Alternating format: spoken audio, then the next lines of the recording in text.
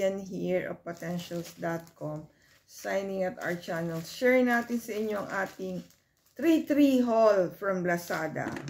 Thank you, Kuya Daniel. Ayan, si Kuya D ang bumili ng ating Lazada haul for our crafts, for our art journals, for our, yan. Meron pa siyang ano, may bubble wrap na naman.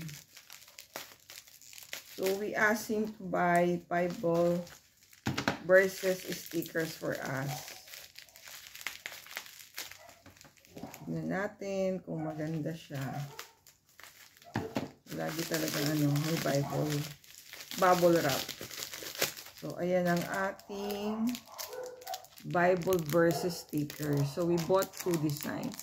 Ayan, gagamitin natin siya sa ating journaling, art journaling, crafting, ano pa.